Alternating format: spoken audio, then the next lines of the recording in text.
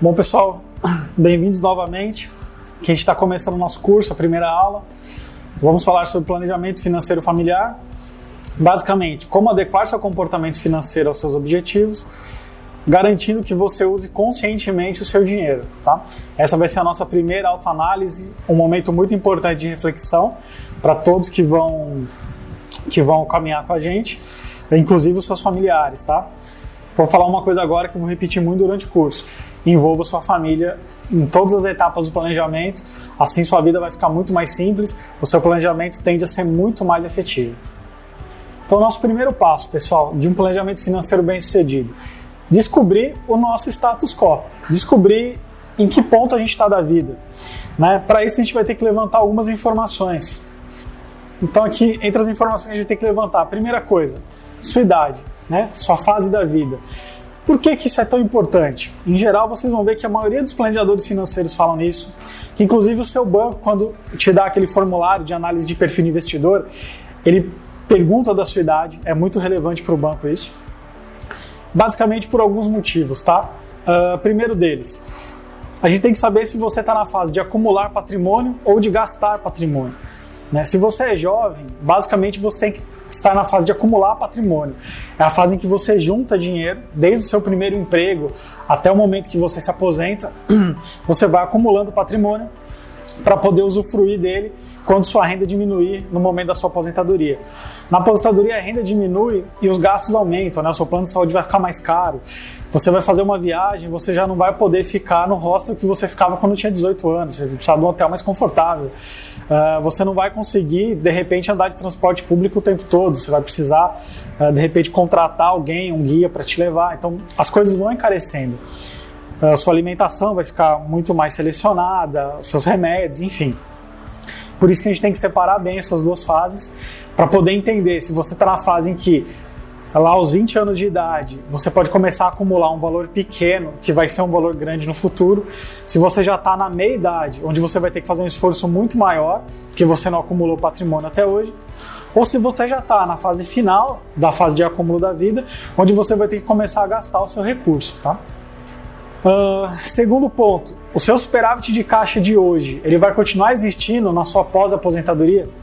Em geral não, a sua renda vai cair, né? A aposentadoria oficial em geral é muito mais baixa do que a sua renda na ativa. Mesmo a aposentadoria dos servidores públicos hoje, passamos por reformas aí, vai ter uma queda de renda. Então assim, teoricamente seus gastos aumentam aposentados, a sua receita vai ser menor. Como a gente vai fazer para complementar e para garantir que seu superávit seja igual ou superior ao atual para que você mantenha o seu padrão de vida? Em seguida, a gente vai avaliar o seu endividamento. Você tem endividamento? Esse endividamento é prejudicial a você? Vamos fazer um levantamento de todas as suas dívidas. Desde aquela dívida que você tem com um familiar seu que não corre juros, até aquela dívida do cartão de crédito, onde vai dificultar muito seu fluxo de caixa, onde vai virar uma bola de neve e pode até te tornar insolvente no futuro se não for resolvido, tá? A gente vai avaliar aqui com detalhe. Em seguida, a gente vai pegar o montante que você já tem reservado. Se você já tem uma reserva, você já está entre os 1% de brasileiros que conseguiram fazer isso. Já é um grande passo para a gente começar. Então, assim, com esses dados de montante reservado, muitas vezes, se você já tem um valor relevante, o nosso esforço mensal de guarda de recursos pode ser muito menor. Por isso que eu sempre vou bater na tecla aqui. Quanto antes você começar a poupar, muito menor vai ser o esforço que você vai ter que ter para alcançar seus objetivos, por maior que eles sejam, tá? Sua tolerância a risco. Aqui é um ponto muito importante para nós. Aqui não é tão importante que você se declare conservador, moderado, agressivo. Esse não é o ponto principal aqui. O ponto principal aqui é saber como você reage a risco. Tá? Você pode ser uma pessoa que entende muito de mercado, que estudou, tem formação acadêmica na área, você é uma pessoa que está acostumada a mexer com o mercado, a fazer aplicações, a comprar produtos até de risco, mas toda vez que esse produto dá um rendimento negativo, você fica mal. Você não dorme, você fica muito estressado, você tem muitas vezes problemas de saúde por conta disso, você tem problema de relacionamento familiar. A gente não quer isso, a gente quer que você tenha uma vida feliz. A ideia do planejamento financeiro não é te tornar escravo do seu dinheiro. A ideia do planejamento financeiro é fazer com que você consiga atingir seus objetivos com uma vida boa, com uma vida agradável. Então, entender a sua tolerância a risco aqui vai ser muito importante para você. Agora a gente vai entrar, pessoal, num segundo passo. A gente vai começar a definir os seus objetivos. Então, vamos recapitular o primeiro. A gente chegou lá e olhou desde a nossa fase da vida até a nossa tolerância a risco, passando por todo o nosso cenário econômico financeiro. Então a gente entendeu como é que está a nossa vida, como é que está a nossa renda, como é que está a nossa reserva financeira. Agora a gente tem que entender quais são os nossos sonhos, quais são os nossos objetivos práticos, o que realmente é importante para nós durante essa caminhada de vida que a gente vai ter.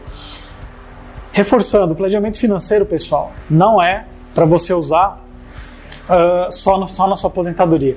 O planejamento financeiro é para que você tenha uma vida confortável e feliz ao longo de todos os anos em que ele estiver vigente. Tá? Então vamos lá. O que a gente precisa entender agora? Você gostaria de fazer muitas viagens na sua vida? Quais são essas viagens? Quantas delas por ano? Quantas delas por biênio ou por triênio ou uma a cada 10 anos? Como é que é isso na sua vida? Quais imóveis você pretende adquirir, se é que você pretende? Quais bens de consumo, como carros, como televisão, como celular? Você é o tipo da pessoa que troca o seu iPhone pelo modelo novo todo ano? Ou você se contenta com o smartphone mais barato para poder guardar a renda e usar para uma outra coisa? Tudo isso a gente vai levantar agora. Quais são os seus objetivos com esse planejamento financeiro?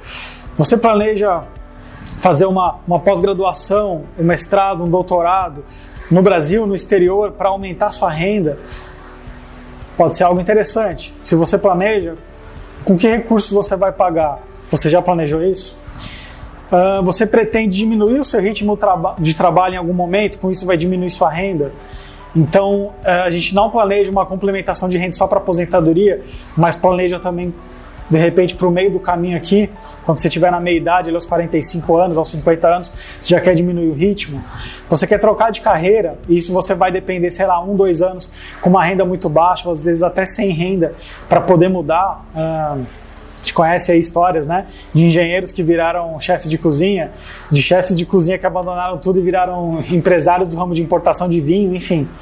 Como é que você planejou isso, se você pretende fazer, tá?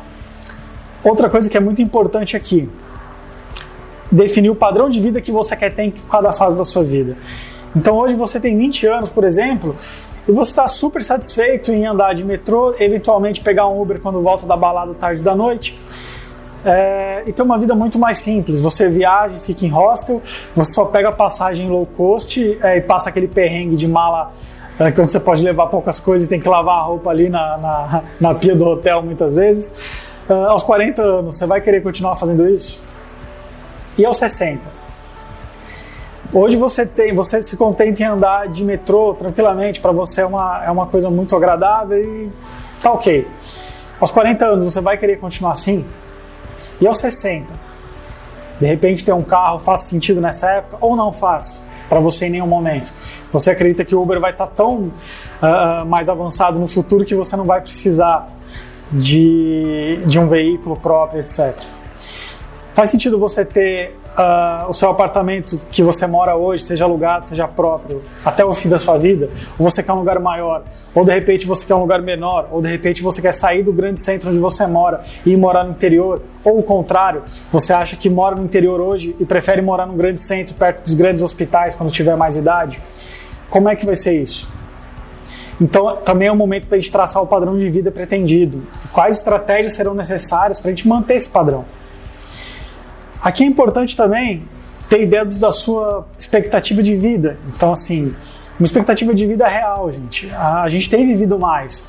Então, você pegar, de repente, a do seu avô, será que é a mais adequada? Ou vale a pena você começar a pensar que o avanço médico pode te levar aos 100 anos ou mais que isso? É hora também da gente parar e entender quais são os sonhos e desejos da nossa família.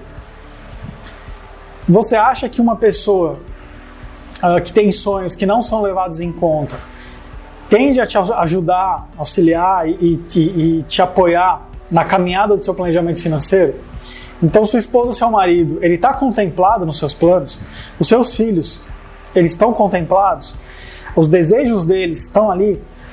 Talvez para uma criança até, nem vou falar do adolescente ainda, talvez para a criança, se ela entender que o sonho dela vai ser realizado também se ela fizer um pequeno esforço, ela vai se empenhar mais. E você já está treinando o seu filho para no futuro ele conseguir ter uma disciplina financeira importante.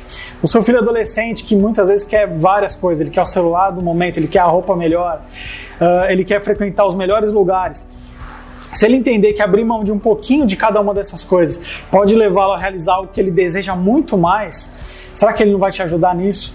Será que ele não vai ser um vigia que quando você vai sair um pouquinho da linha, ele não te ajude a voltar para o seu planejamento?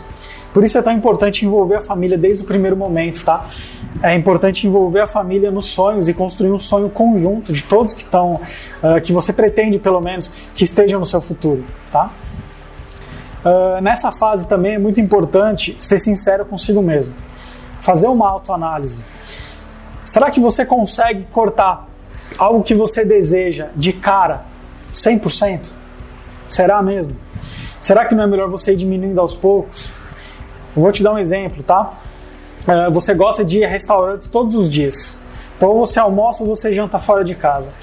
E aí você identifica que esse tipo de gasto, em 30 dias no mês, te faz gastar um dinheiro muito alto que você poderia guardar boa parte dele e melhorar o seu futuro, a sua qualidade de vida quando você tiver mais idade. Ou mesmo, ele pode tornar menor o esforço para você fazer uma viagem no ano que vem que você quer fazer. Percebe? Objetivos de curto prazo e de longo prazo. A gente avalia da mesma forma. E você acha que você é capaz de cortar 100% do restaurante no mês? Sem tornar sua vida desagradável? Quando eu falo desagradável é você ter uma vontade de fazer algo e não poder fazer. Vocês já fizeram dieta? Já tentaram cortar 100% o que você adora e substituir por alface? Em geral, essa é a dieta daquela pessoa que fica no emagrece e engorda, que ela não consegue manter, porque é muito radical. Nas finanças é a mesma coisa, você vai ter que fazer uma dieta nos seus gastos. Talvez seja muito melhor você fazer essa dieta de maneira paulatina, de maneira escalonada. Então, eu adoro comer fora e eu faço isso todos os dias. Eu reduzo num primeiro momento para 3 vezes na semana, por exemplo. Num segundo momento, quando eu já estou habituado às 3 vezes na semana, eu reduzo para o sábado ou para sexta-feira, só janto fora, vou eu e minha família, a gente tem um jantar agradável.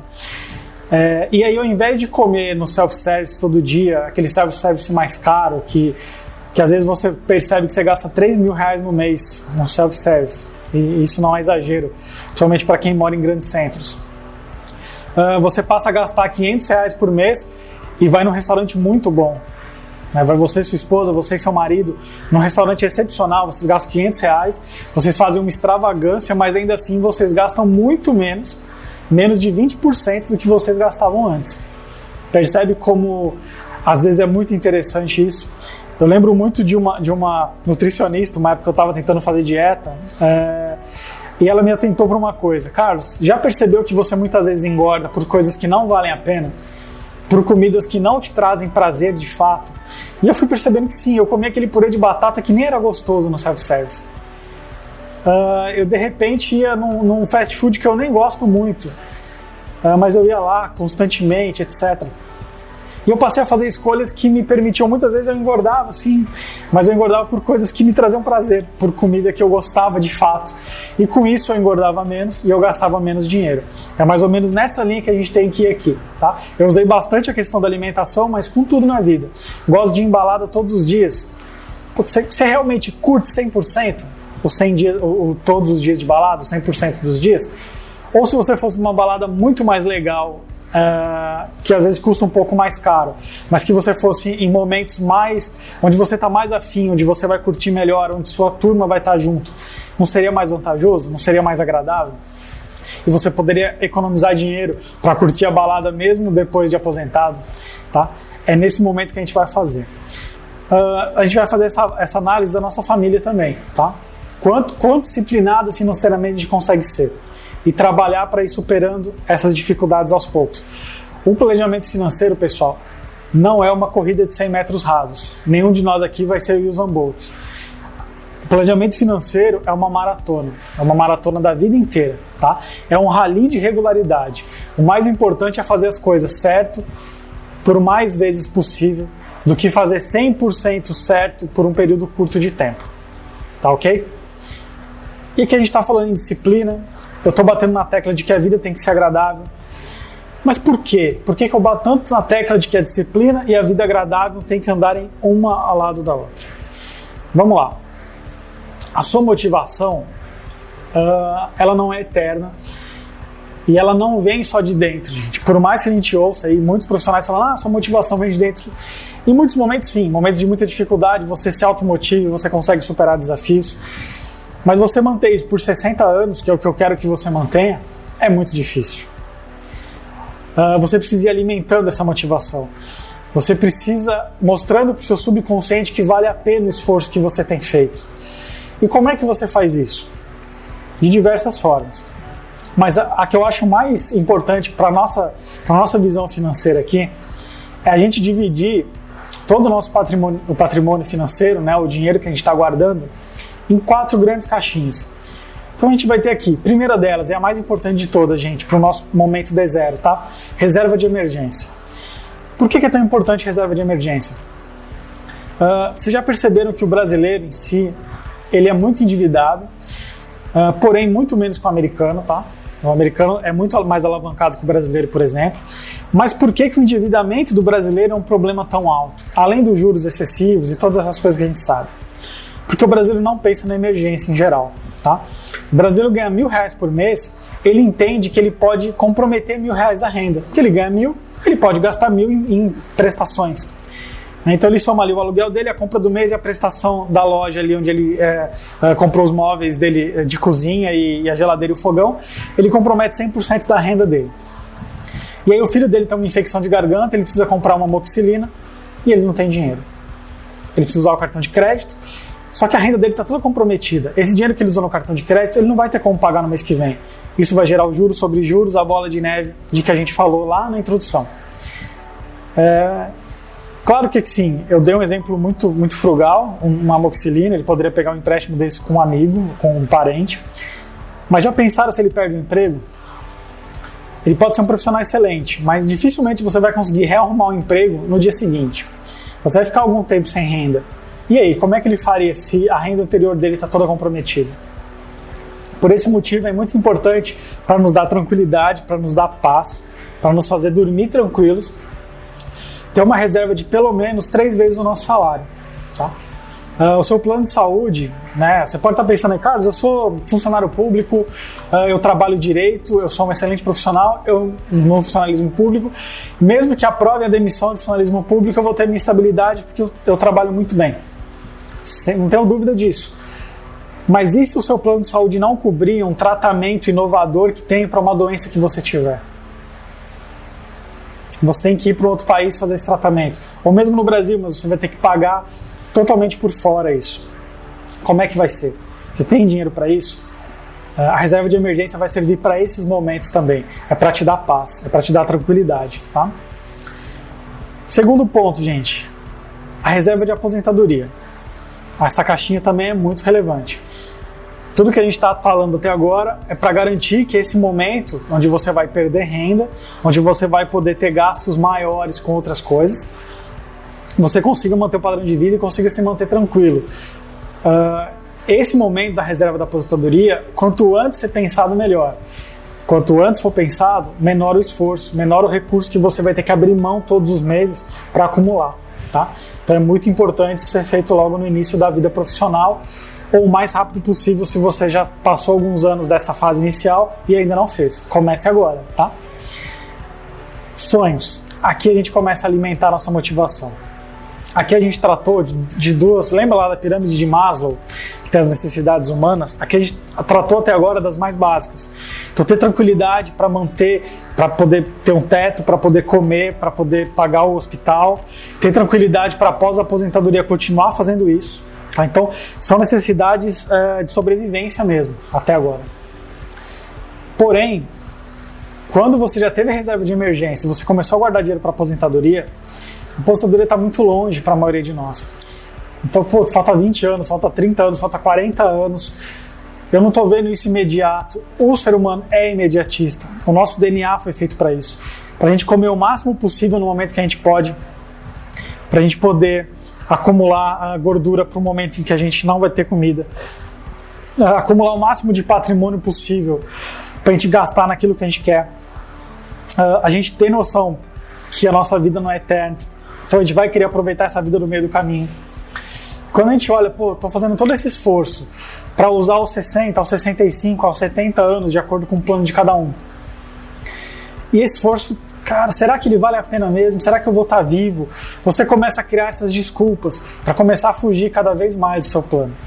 Por isso que é importante, no meio de toda essa caminhada, a gente ter a realização dos nossos sonhos.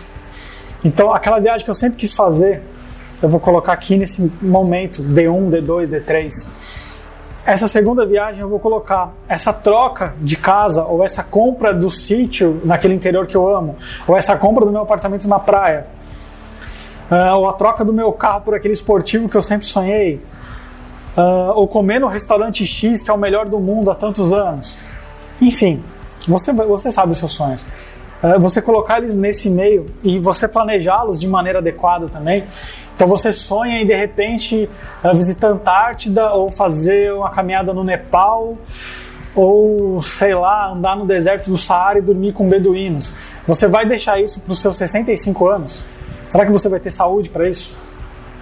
Que tal fazer isso agora e guardar para sua viagem quando você tiver mais idade, o seu cruzeiro, ou aquela viagem para curtir Paris, ficar 30 dias lá aproveitando a cidade?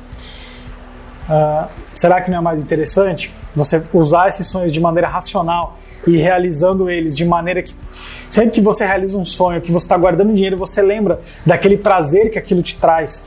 Isso vai alimentar o seu subconsciente? Muito importante. E aqui no outro, gente, eu coloquei coisas que muitas vezes não são sonhos, tá? Mas que são muito importantes também. Por exemplo, eu tenho aqui o meu trabalho, eu sou funcionário público, por exemplo, e se eu fizer uma pós-graduação, mestrado, doutorado, aumenta a minha renda. Só que, poxa, Carlos, eu não quero fazer esse mestrado, esse doutorado em uma universidade qualquer. Eu quero realmente aprender para poder realmente usar no meu trabalho, melhorar o meu desempenho, melhorar a vida das pessoas que eu atendo. Ótimo. Isso vai custar um pouco de dinheiro, vai custar caro, mas isso vai te trazer um retorno legal, tanto de satisfação pessoal, de ser um profissional melhor, quanto de ganhar um salário maior, de ter um aumento, de repente poder ser professor também, caso você goste de dar aula, enfim. Então tá aqui esses outros itens que não são sonhos, mas que eles também servem para melhorar o seu planejamento financeiro, para melhorar a sua vida, para melhorar a sua qualidade de vida, para melhorar a sua satisfação consigo mesmo. Tá? São itens muito importantes, eu gostaria que vocês dessem atenção em cada um dos 4 quando estiverem montando o plano, tá ok? Aqui eu separei, gente, tudo isso que eu disse em fases da vida. Então, assim, para o hoje, o que você precisa, tá? Fazer sua reserva de emergência, garantir sua renda e garantir sua capacidade de crédito. Como é que você garante capacidade de crédito? Primeiro, não postergando dívidas. Segundo, não deixando seu crédito virar uma bola de neve. Terceiro, sendo alguém que, aos olhos do banco, não precisa de dinheiro, não precisa de crédito. Tá? Para essas pessoas, o banco tende a emprestar melhor e com taxas menores quando elas precisarem. Tá? Você vai precisar também pensar aqui em seguros e benefícios. Então, assim, a gente vai ver isso com detalhe na parte de previdência, mas quando eu contratar minha previdência, é interessante eu contratar um pecúlio agregado que garanta uma renda para os meus familiares se eu faltar? De repente eu vou contratar um seguro de vida hoje para garantir que em caso da minha falta, a minha família consiga um padrão de vida até os meus filhos estarem trabalhando?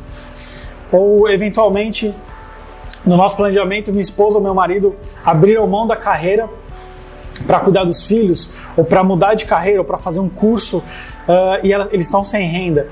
Caso eu faltar, caso eu venha a falecer, ou eu tenho um problema que não me permita trabalhar, eu consigo manter esse padrão de vida da minha família até o momento em que eles reativem suas carreiras? Isso você tem que pensar hoje. Pensando para amanhã, basicamente você vai ter que pensar em patrimônio pessoal. Então eu vou ter onde morar, mesmo que seja alugado, mas eu tenho um montante que a renda me permita pagar o aluguel. eu vou ter, caso eu queira um carro ou caso eu queira pagar o transporte pelo aplicativo, eu vou ter como pagar. A minha previdência privada, ela é do meu empregador, então eu tenho uma empresa que paga uma previdência privada para mim como benefício, ou eu pago só por minha conta. Como é que eu vou pensar nisso para manter o meu padrão de vida? A minha previdência social, o INSS, eu estou contribuindo ou não? Tá? O ideal é que esteja contribuindo, mas se você é um profissional liberal às vezes, etc., pense nisso, né? Percebe aqui que eu não estou falando de sonho, gente. Quando eu dividi entre hoje e amanhã, é porque os nossos sonhos, como eu já disse, eu vou reforçar, eles têm que estar nesse meio do caminho. Entre o hoje e entre o amanhã. Eu tenho que ir realizando os meus sonhos para que eu me mantenha motivado, para que eu tenha uma vida feliz, para que eu tenha uma vida agradável, tá? Deixa eu dar uma explicação um pouco mais profunda de por que isso é importante. Se vocês procurarem na internet, teoria do prospecto, ela é uma teoria financeira que trata da parte psicológica do investidor. O que ela diz? Que quando a gente perde algo, aquilo tem muito mais valor do que quando a gente ganha. Então assim, se eu ganhei R$100 na minha aplicação, e na aplicação A, por exemplo, e eu perdi R$10 na aplicação B, percebe que assim, eu ganhei muito mais do que eu perdi, porém a perda vai doer muito mais que o ganho, tá? Você pode estar pensando, eu não sou assim porque eu sou racional. Você é assim, todos nós somos, tá? A teoria do prospecto, ela vem para substituir as demais, principalmente porque ela diz, o investidor não é racional sempre. Muitas vezes os instintos dele são muito mais impactantes no aspecto psicológico do que a racionalidade. O que eu quero dizer com isso? Que se você acumular todo o seu patrimônio, e aí você chegou aos 65 anos, então vamos lá, você veio de uma família pobre, você venceu na vida, você trabalhou duro, lá menino você sonhava em ir para Disney, você não conseguiu, óbvio, seus pais não tinham condição de te ajudar com isso, de te levarem para lá, você começou a trabalhar, e você só pensou em guardar dinheiro para aposentar, para nunca ter dificuldade, para ajudar seus filhos e tudo mais. E você deixou para realizar todos os seus sonhos no momento que você se aposentasse, tá? Você tem 20 anos hoje e você está pensando assim. Daqui 45 anos, será que a Disney existe ainda?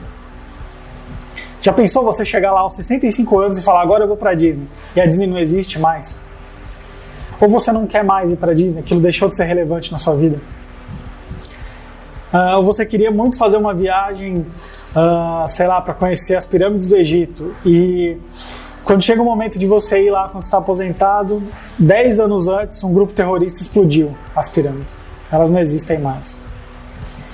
Você pensava em mergulhar, sonhava em ser mergulhador, e quando você decide fazer, você já tem um problema de saúde que não te permite mergulhar mais. É muito provável que você olhe para a sua vida e se arrependa de tudo que você fez.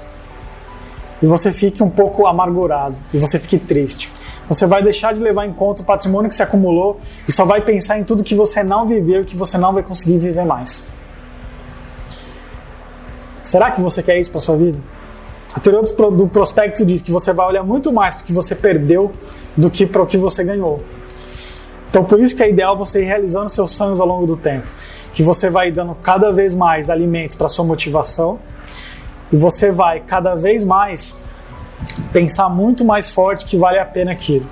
E quando você vai chegar no final, você vai olhar para sua vida e vai ver que você levou a vida que você quis. Você realizou as coisas que você tinha vontade e agora você ainda tem patrimônio para realizar tudo que falta. Tá? A nossa ideia aqui é permitir que você faça isso.